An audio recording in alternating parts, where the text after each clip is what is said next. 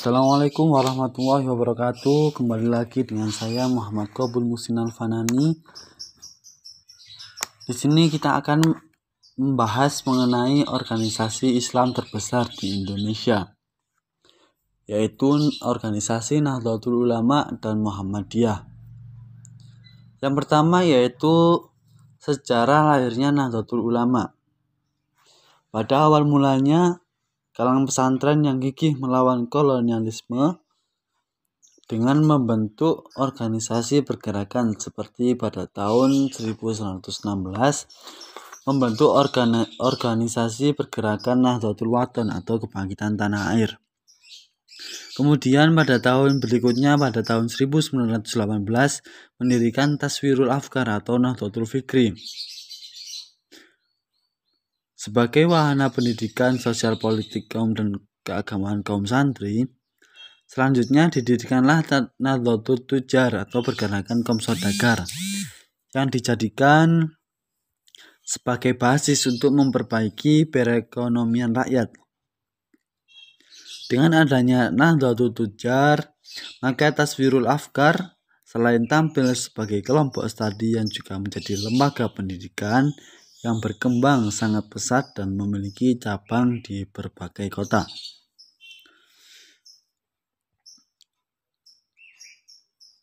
Kemudian ketika Raja Ibnu Saud, raja di Saudi Arabia, hendak menetapkan asas tunggal yakni madhab Wahabi di Makkah, serta hendak menghancurkan semua peninggalan sejarah Islam maupun pra-Islam yang selama ini banyak diziarahi karena dianggap bid'ah, itu ditolak kalangan pesantren dengan membentuk delegasi yang dinamai dengan Komite Hijaz yang diketuai oleh Kyai Haji Wahab Hasbullah. Atas desakan kalangan pesantren yang terhimpun dalam Komite Hijaz dan tantangan dari segala penjuru umat Islam di dunia, Raja Ibnu Saud mengurungkan niatnya. Hasilnya sehingga saat ini di Makkah bebas dilaksanakan ibadah sesuai dengan madhab masing-masing. Itulah merupakan peran internasional pertama di kalangan pesantren.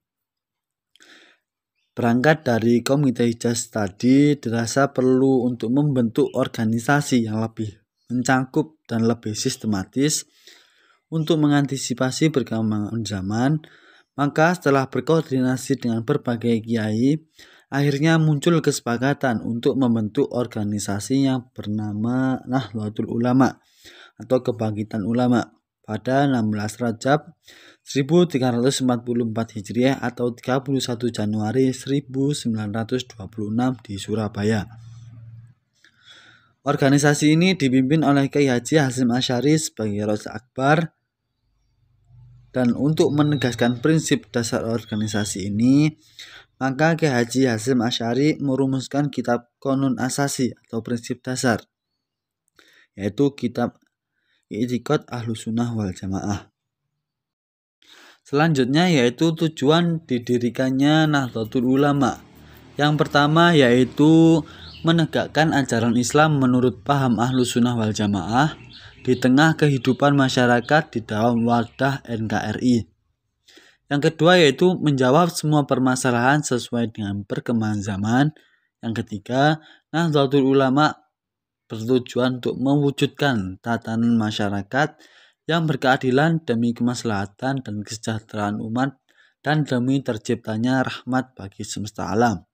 Dan hal tersebut tercantum pada bab keempat pasal 8 Anggaran Dasar Nahdlatul Ulama 2015 ayat 2. Kemudian lanjut ke peran dan keasasan Nahdlatul Ulama. Di dalam bidang agama, Nahdlatul Ulama melaksanakan dakwah Islamiyah dan meningkatkan rasa persaudaraan yang berpijak pada semangat persatuan dalam perbedaan. Di bidang pendidikan, menyelenggarakan pendidikan sesuai dengan nilai Islam untuk membentuk muslim yang bertakwa, berbudi luhur, berpengetahuan luas, dan lain sebagainya. Yang ketiga yaitu dalam bidang sosial budaya, mengusahakan kesejahteraan rakyat serta kebudayaan yang sesuai dengan nilai keislaman dan kemanusiaan.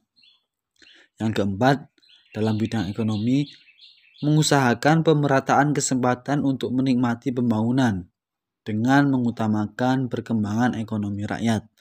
Serta yang terakhir yaitu mengembangkan usaha lain yang bermanfaat bagi masyarakat luas. Nah, kemudian tokoh-tokoh Nahdlatul Ulama. Yang pertama yaitu Kyai Haji Hasyim Asy'ari sebagai pendiri dan sebagai Rais Akbar. Yang kedua Kyai Haji Abdul Wahab Hasyim. Yang ketiga Kyai Haji Wahab Asbagh sebagai Ketua Komite Hijaz. Yang keempat Kyai Haji Mansur. Yang kelima Kyai Haji Zainal Mustafa. Yang keenam Kyai Haji Zainul Arifin. Yang ketujuh Kyai Haji Iqdam Khalid. Dan yang kedelapan Kyai Haji As'ad Syamsul Arifin. Kemudian kita lanjut ke organisasi yang kedua yaitu organisasi Muhammadiyah.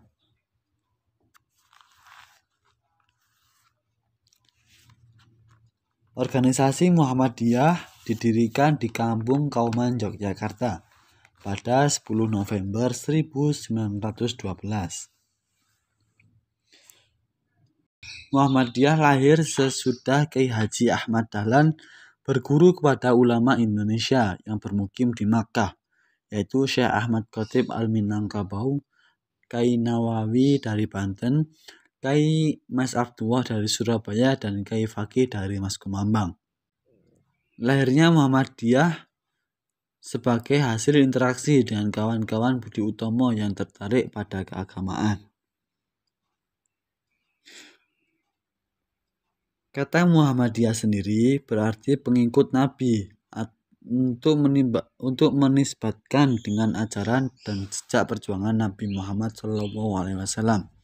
Dan dalam pembentukannya, organisasi Muhammadiyah merefleksikan pada perintah Al-Quran surat Al-Imran ayat 104.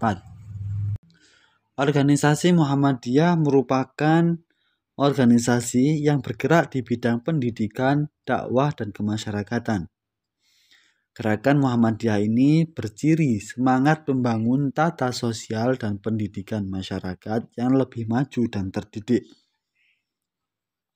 Dan organisasi Muhammadiyah ini menampilkan ajaran Islam yang dinamis dan berkedudukan sebagai sistem kehidupan manusia dalam segala aspeknya. Kemudian faktor lahirnya Muhammadiyah. Yang pertama yaitu Islam tidak lagi bersinar dalam cahaya murninya. Yang kedua, kurangnya persatuan dan kesatuan umat Islam. Yang ketiga, kegiatan pusat Kristen semakin mempengaruhi penduduk.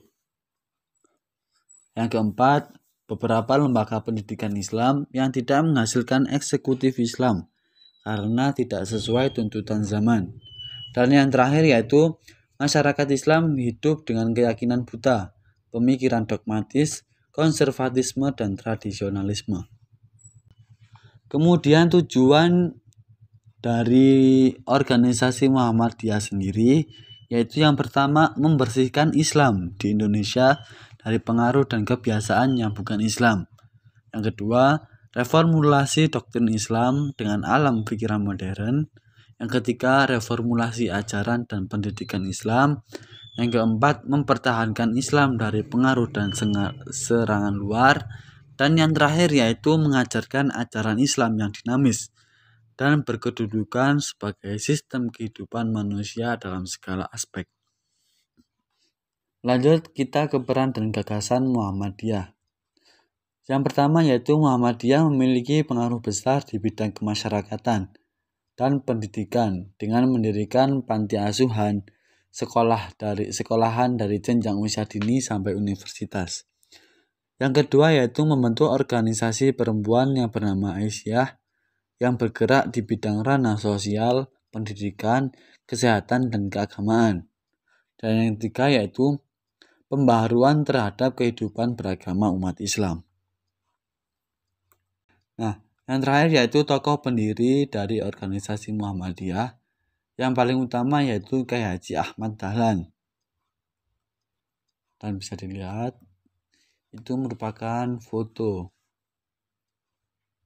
dari Kiai Haji Ahmad Dahlan. Nah, ini ada pembahasan sedikit mengenai Muhammadiyah dan NU. Karena di sekitaran kita kan banyak orang yang mengikuti faham Muhammadiyah dan mengikuti faham Nahdlatul Ulama. Nah, ini merupakan perbedaan yang secara umum yang dapat kita pahami.